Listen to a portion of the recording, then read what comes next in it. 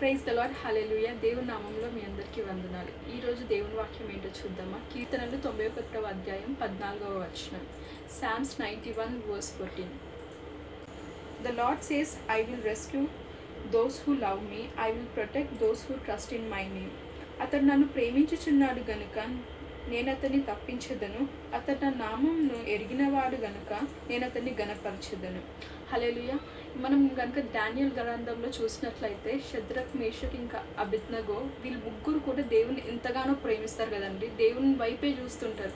Whole కింగ్డమ్లో వాళ్ళు ముగ్గురు మాత్రమే అవునా దేవుని చూసేవాళ్ళు, దేవుని ప్రేమించేవాళ్ళు. ఈవెన్ రాజు వాళ్ళందరికి అగెయిన్స్ట్గా ఉన్నా సరే ఒక పాయింట్ ఆఫ్ టైంలో వాళ్ళ ముగ్గురికి రాజు శిక్షించాలని చూసినా సరే వాళ్ళు ఎప్పుడూ కూడా దేవునికి అగెయిన్స్ట్గా వెళ్ళలేరు. అగ్నిగుండంలో వాళ్ళ ముగ్గురిని మనము పడేయడం చూస్తాం, కానీ ఆ టైంలో పడేయడానికి వచ్చిన వారు ఆ హీట్కి ఉండలేక వాళ్ళు అందరు కూడా కాలిపోయినారంట.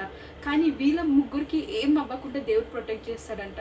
ఇంకా ప్రొటెక్ట్ చేయడం ఒకటే కాదు, వాళ్ళని ఆ రాజ్యంలోనే ఇంకెంతో గొప్ప పొజిషన్లో దేవుడు వారిని పెట్టారు. అవునా, ఈరోజు నువ్వు కూడా అదే సిచ్యువేషన్లో ఉన్నావేమో. దేవుని ప్రేమిస్తున్నావు కదా, నువ్వు నేను మనం అందరం కూడా దేవుని ప్రేమిస్తున్నాం కదా.